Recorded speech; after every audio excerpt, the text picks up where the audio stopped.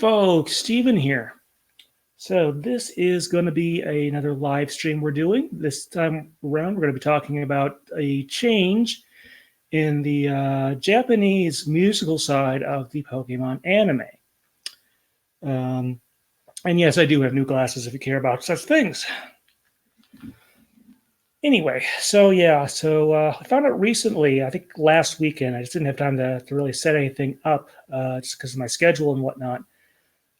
That there is going to be a different composer for the next season of the Pokemon anime in Japan. Not sure that anything is changing over here on the English side, so it's kind of hard to say exactly what's going to go on with all of this. But I found that interesting, and now that Shinji Miyazaki is, we don't really know the exact circumstances if his contract wasn't renewed or stuff like that. We're not going to really speculate too much on that. Just because we don't know. But I did kind of want to talk about sort of the history and what might be coming up here. We're also going to be talking about sort of the some stuff about the channel, some stuff that came out recently, and some upcoming stuff, as we usually do in these live streams. But, okay, so let's get the big thing out of the way. Now, if you have any comments, let me see, get my notes up. If you have any comments, go ahead and type those into the chat or into the comments of the video if you're watching this afterwards. But I do want to get some stuff here. So, in case you didn't know, the person who had been doing the background music, so he would create original background music and also would would arrange the video game music for the at least the original Japanese version of the anime. His name was Shinji Miyazaki, and let's see. Yeah, he's been working on the show ever since it came out back in '97 in Japan, and that means he's worked on just about all the movies. There is that little exception for the one Victini movie where he was not really directly involved on. That was given out to another person, which we talked about during our Victini movie discussion I did with Anne a year or two ago at this point. And, it's really dominated his career. I was looking things up. The only thing I found on his resume of note really was Crayon Shin-chan, which I guess must have been what he did there, but this kept him pretty busy, and he did scores for pretty much all the movies, even the ones that had unique English scores. There would be a Japanese version before that, of course. And turns out he's being replaced in the upcoming season. The man by the name of Yuki Hayashi. And so, since that's obviously kind of a musical turning point, I kind of wanted to talk about it. But let's see, Shinji, we're not really sure, like I said earlier, why he's leaving, if his contract was up and it wasn't renewed or stuff like that. If he was sort of dismissed, you may know that I have had some criticisms of his work. It's not awful, but it hasn't been super inspiring by and large either to me. But I'm not taking any sort of credit or, pumping my fist or anything like that over this. No guarantees that whether I'll like the new person more or less. But I just want to point out, let's see, well, technically it's today, probably Japan time. But tomorrow is actually Shinji's 63rd birthday. So I guess happy birthday to him. So it's quite possible that he was kind of done with this part of his life, this part of his career, and maybe he's going full-blown retirement, or maybe he's going into pursuing some other things with the rest of his career. I guess he probably doesn't have not expecting him to die tomorrow or anything like that, but kind of wanted to mention that. So I guess you probably wondering, gee, who is this kind of new person who is coming into it? Well, Yuki Hayashi, he's actually not a whole lot older than I am, just to give you an idea, but he is 38. His birthday is in December, so he won't be turning 39 for a couple months.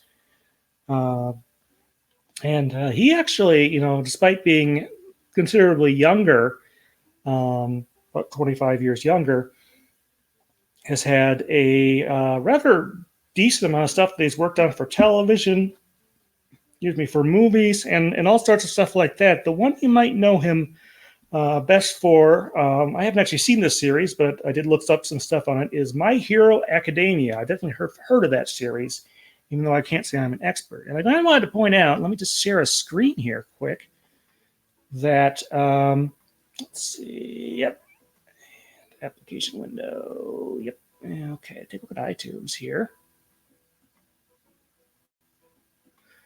All right, yeah, so it turns out, let's see, let me get rid of the little notification there. There we go. Yeah, so I guess they probably don't have everything from the series here, but they have, I guess this is stuff from like the first season of the anime, and it's got of My Hero Academia. So pretty neat. You can get this on iTunes, and you can actually listen to it on Apple Music if you've got a subscription there. I don't know about the other services. Kind of looked on YouTube Music. Doesn't seem like it's at least under the same listing there. Maybe they don't have the same stuff or things like that.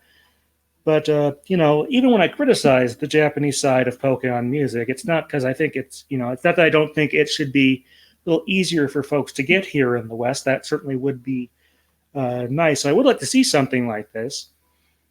But I do want to just briefly mention that so that you can find out.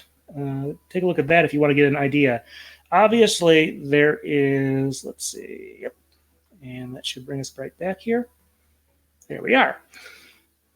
There's no guarantee. I should know that the music producer, I forget exactly what it is, but the person who's in charge of overall music for the anime, he's actually even older. He's like 67. Is staying on Pokemon either to manage the transition, perhaps, or things of that nature. So it's not like they're totally changing stuff. I don't know who's going to be writing the opening theme. I'm guessing maybe the next one will be a new version of Aim to be a Pokemon Master. If anyone does know, let me know there. Since they're kind of going back to the original title, they might be going back to the original theme. You kind of never know with these things. Let's see, get my notes back up. But yeah, I certainly encourage you to listen to that. I'm going to have some. I did take a listen over the last day or two, a couple times too. Like I said, it might be a different direction here. And when, they might still well be replacing a lot of the Japanese music with a lot of the English stuff. Haven't heard anything about, Ed Goldfarb being replaced or anything like that. So don't know anything on that end. But I did listen to that album you just saw from My Hero Academia, and it gave me some things to think about, really. Like I said, I don't know what kind of style, how much it's going to change here, what kind of direction he's going to get. But as far as the My Hero Academia stuff they had there, I really liked that there was a good diversity of sound. I don't know if that was music over the course of the entire season. And to be honest, I don't really know the kind of the format of the anime, or that it sounds from the name like it takes place in a school. If anyone has some insight into that, go ahead and give us a comment. I'll get some water here. 1 second. Appreciate your patience.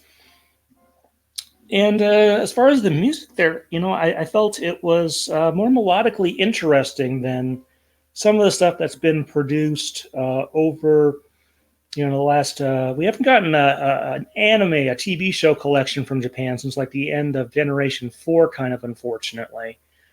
So 5, 6, 7, Unova, Kalos, and Alola. We don't have a musical collection of any sort of stuff from the anime for that.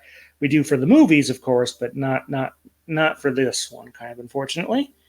But I did find that My Hero Academia stuff more melodically interesting. It's stuff that I would, if I were running from a radio programmer's perspective, I would be more interested in. I think Shinji did a good job with the arranging the game tunes, but as far as composition, I think there always had to be like a little bit of a spark there, like with like the Japanese score to the second movie, the Lugia movie, and then when he worked with Koba for the Latias and Latios movie, that turned out really well. Even the stuff that didn't have accordion on it. So I'm hoping that Yuki Hayashi will be able to do a little bit more just basic stuff, I guess you could say, or more melodically interesting things on there. Um, Again, I want to be very clear here. I do not hate Shinji Miyazaki's work. There's just a lot of it that I don't find particularly interesting. There's a difference between bad and not, super interesting. There's a kind of a difference there. So, in case you can't tell, I am maybe cautiously optimistic about this. I don't think, I think there's some things to look forward to there. Going back to the diversity sound, I want to talk a little bit about that. Like I said, every show is a little bit different there, but they did some. If you listen to that album, they have some interesting vocal stuff that in some of the things there, just for like just some stuff like rap / hip hop stuff and things like that. So very interesting. But that was mostly what I wanted to do with that little discussion portion there. If you have any thoughts, please give us a comment. But with that being said, let's go ahead and do some channel updates. I always like to do these live streams. First of all, let's see. Last weekend, in case you didn't know, I had put out technically over on Monday night, but I put out the latest episode of the Pokepress Digest podcast. This is the one that discusses the music of the Diancie movie. So that's the first X and Y movies. We obviously streamed that a few months ago, and now that's out in podcast form, all nice and prettied up and more tightly edited for your listening pleasure. So please listen to that. There's a B segment on there, which is an archival interview. Some of you who have my promotional CDs and cassettes may know that I have an interview with John Leffler on there, which you may not know in case you've dug through my channel. Is that I actually did a second interview with him. My plan was actually to keep doing interviews with him, but he actually sort of forwarded me on to other folks. I don't know that he was especially tired, but maybe he just wanted to, share some of the stories from other folks there. But this is the second interview I did with John Leffler. And in this case, what I did is we talked about his work on the first couple Pokemon movies, mainly the first and the second.